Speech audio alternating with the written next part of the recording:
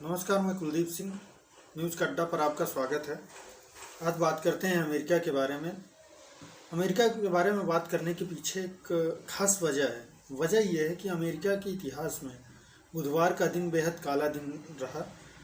दरअसल वहाँ हुआ कुछ यूँ कि जो मौजूदा राष्ट्रपति हैं डोनाल्ड ट्रंप, उनके समर्थक हथियार लेकर अमेरिकी संसद में घुस गए। अमेरिका की संसद को जो है कांग्रेस कहा जाता है, तो वो वहाँ हथियार लेकर घुस गए। उन्होंने वहाँ कांग्रेस की जो कार्रवाई थी उसको प्रभावित करने की कोशिश की।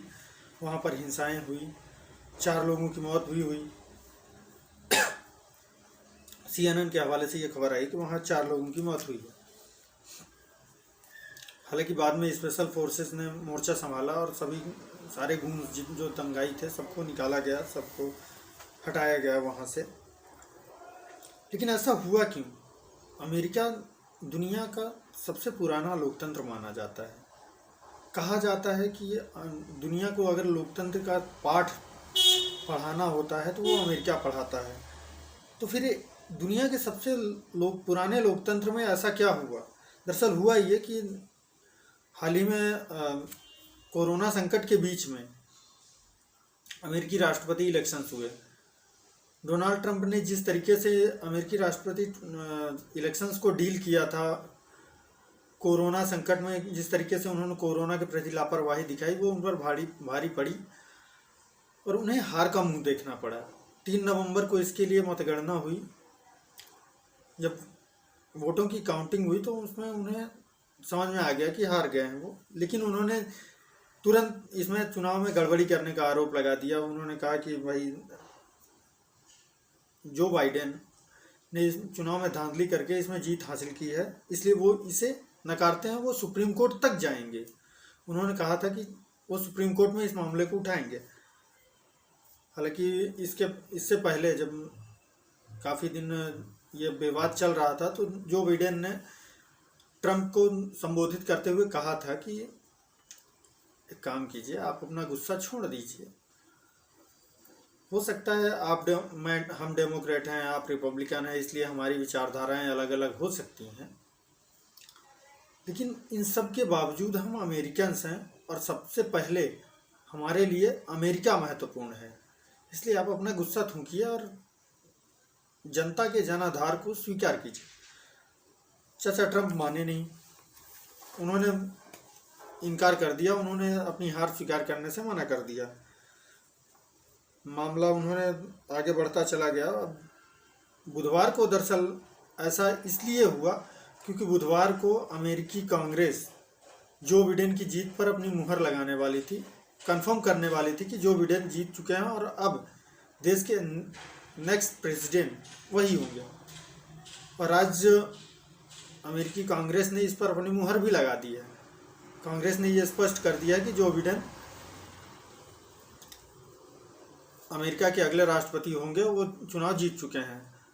बहरहाल हिंसा के बाद, इतनी हिंसाओं के बाद ट्रंप ने भी अपनी हार स्वीकार कर ली है। ट्रंप ने अपनी हार स्वीकार कर ली है। उन्होंने कहा है कि 20 जनवरी को वो अपनी सत्ता का हस्तांतरण कर देंगे, यानी कि सत्ता सौंप देंगे जो बाइडेन के हाथों में नेक्स्ट प्रेसिडेंट के तौर पे। लेकिन इससे पहले चाचा ने अपनी खूब छीछा लेदर कराई। उनके समर्थक हुड़दंगई उसमें वो घुस गए व्हाइट हाउस में। वहाँ उन्होंने हिंसा की, 4 लोगों की जान गई, एक महिला की भी मौत हुई। इसकी खूब आलोचना भी हुई। उनके ट्रंप के खुद के समर्थक सांसदों ने उनका साथ छोड़ दिया। जो अमेरिका के उपराष्ट्रपति हैं माइक पेंस, उन्होंने इसे, जो भी हुआ अमेरिकी संसद में, इसे लोकतांत्रिक इतिहास का सबसे काला दिन करार दिया। वहीं पूर्व राष्ट्रपति बराक ओबामा ने भी इसकी काफ़ी आलोचना की।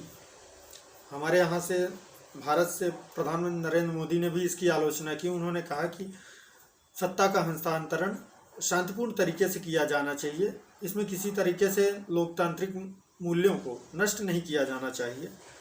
बहरहाल ट्रंप को दरअसल समस्या उनके साथ ये है कि उन्हें ये नहीं समझ में आ रहा है कि उनकी गलत नीतियों की वजह से अमेरिका ने कोरोना के कारण अपने 3.5 लाख लोगों की जानें गंवाई हैं। अमेरिकी अर्थव्यवस्था इकोनॉमी जो है चौपट हो रही थी, वहाँ लाखों लोगों का रोजगार छिन गया, लोग बेरोजगार हो गए, सड़कों पे आ गए।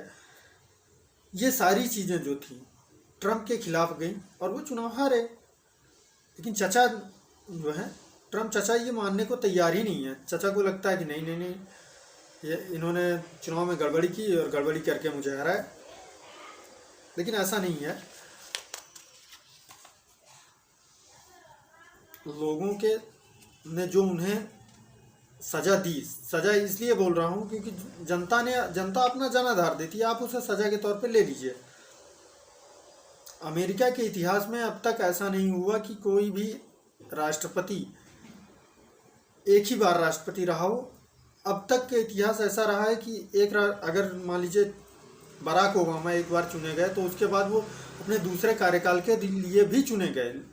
लेकिन चचा के साथ ऐसा नहीं हुआ। कोरोना ने चचा की वाट लगा दी।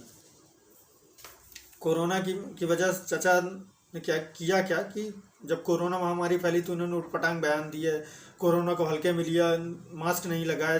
जो बिडेन मास्क लगाते थे उनका मजाक उड़ाते थे। उसके बाद इन्होंने केवल चीन के साथ खुन्नस निकालने में लगे रहे। ऐसा नहीं, चीन उसने किया, नो डाउट, उसकी सज़ा उसे मिलनी चाहिए। लेकिन आपकी जिम्मेदारी, अगर आप किसी देश के राष्ट्रपति हैं, सबसे पहले आपकी प्रायोरिटी आपके लोगों की सुरक्षा होती है।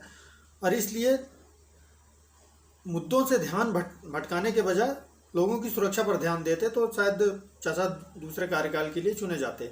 लेकिन ऐसा नहीं हुआ। बहरहाल चचा ने अपनी हार स्वीकार कर ली है। 20 जनवरी को सत्ता जो बिडेन के हाथों में सौंप देंगे और एक बार फिर से ओबामा के बाद डेमोक्रेट के हाथों में अमेरिका का भविष्य चला जाएगा। बहरहाल आज के लिए इतना ही। नहीं, चीज़ भूल गया।